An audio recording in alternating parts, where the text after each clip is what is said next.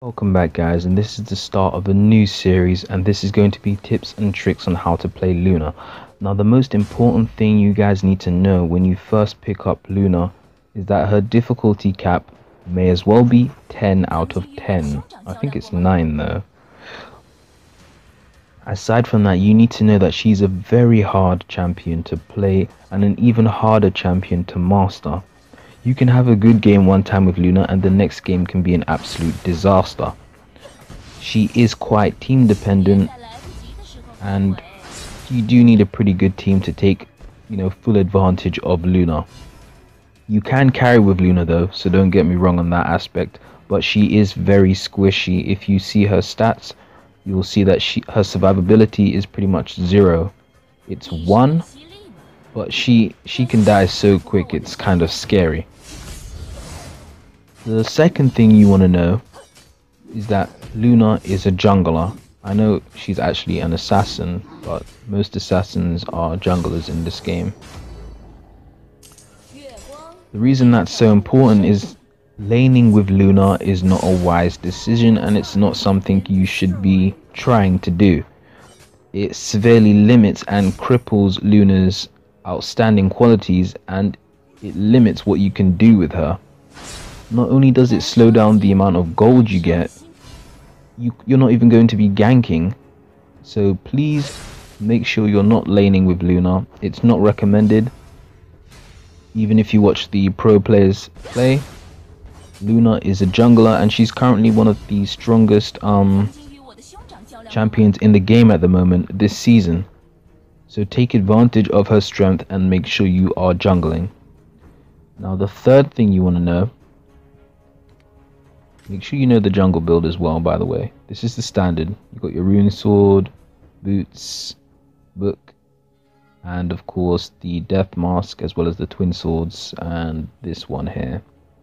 Cooldown reduction and self-sustaining stuff is mainly what you're going to want to build with Luna. Anyway, the third thing with Luna is know your range. This is something that people, assume you can just hold down the skill button and see your range and instantly know it. That's correct. But when you're playing an actual match and you have to release a skill quickly, if you don't have a general idea of what range your skill is, then it's quite easy to miss your first skill, and I've seen it happen a lot. They release the skill too early, they release the skill too late. You want to make sure you have a good grasp of timing and distance. Always try and chip the enemy. Once you've chipped them, it's very easy to follow up with your third skill, second skill, first skill, third skill, whatever combo you want to use. Very easy. Make sure you're always trying to get that chip damage at the end. Just make sure it just hits, and then from there it's very easy. My third skill didn't activate that time actually. Anyway, make sure you're aware of your range as well as your timing. So that's the third thing you need to know with Luna, very important. Now the fourth thing, this is going to be the last tip just for this video.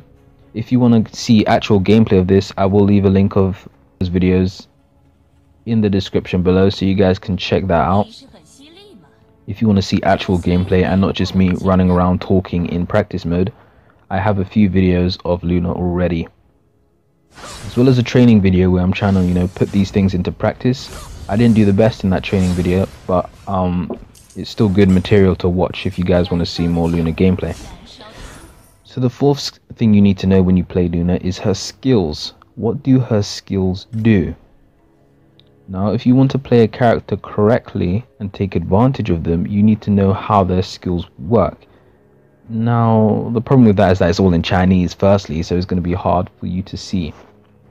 But Luna is very, very strong, and the reason for that is her passive and her third skill are incredibly dangerous. Her passive, let's start with that. That's the most important thing.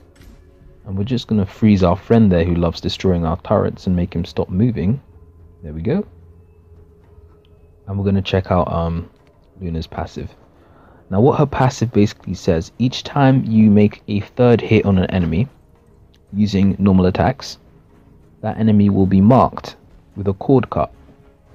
Now each time an enemy is marked, you can teleport, not teleport, but if your third skill hits a marked enemy, then it will refresh the cooldown of the third skill automatically. That's what makes Luna so scary. Not only that, but her passive also allows her to teleport to nearby enemies quickly. So I'm going to show you that quickly. So this is what it's going to look like. With your third skill, you're going to see a little kind of like moonlight slash. That indicates that the enemy who was hit by that has a cut on it, on them. So I'm just going to show you that. 1, 2, 3. There you go. You can see that there.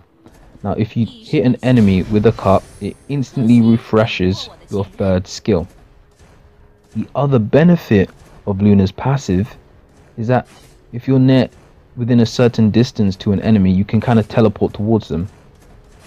So your character will do a small jump and instantly be beside them. I think it's kind of hard to see there. Let me try using this jungle monster as an. Oh wow, I can't even lock onto him. So there we go. You can see it. You instantly jump towards them. And the reason that's so good is if you're a little bit too far from your enemy, your passive is kind of going to act like the third skill and instantly move you towards your enemy. Then it's so easy to combo up. So could you see that? That jump back motion was due to my passive. After you release your third skill and it hits, try and instantly press your normal attack and you will jump right back to the enemy, and it allows you to follow up a lot smoothly. Some of you will be doing this without even knowing that your passive is activating, but that's Luna's passive. I aimed in that direction and I was still able to jump to him. This is what makes Luna so scary. Her passive plus her third skill and second skill and even first skill, all of her skills are dangerous. But just the fact that you can mark an enemy, if you hit an enemy that has been marked, your third skill will instantly refresh. You can also teleport to nearby enemies with normal attacks. Putting that all together, this is kind of what your combos are going to be like. So we're just going to make our enemy AI friend move. I'm going to make him stand still though.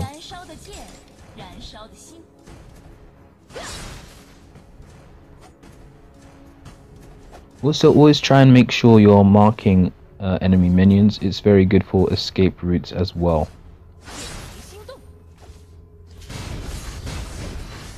Oh no, he uses... it doesn't really matter.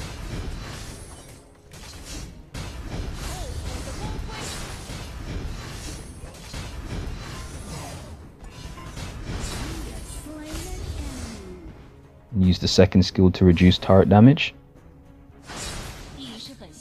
And those are some tips and tricks for Luna. Also, with Rune Sword, make sure you are slaying the jungle monsters. What this is saying is you're going to get an increase in mana and health each time you kill a jungle monster, and it stacks up to 15 times. So that's also very good for Luna. Late game, if it's looking like the team can't push further and you need some extra power, you can sell Rune Sword and buy something else to increase Luna's damage output if you are worried about, you know, Rune Sword being kind of useless. That can happen if the game does go on for too long. But that's it guys, those are just some tips and tricks in my opinion. Let me know who you want to see next in the comment section below, and hopefully this helps you. So remember her passive, remember her skills, and if you want to see gameplay videos, I will leave links in the description so you can check that out as well. Thanks for watching guys, I'm out.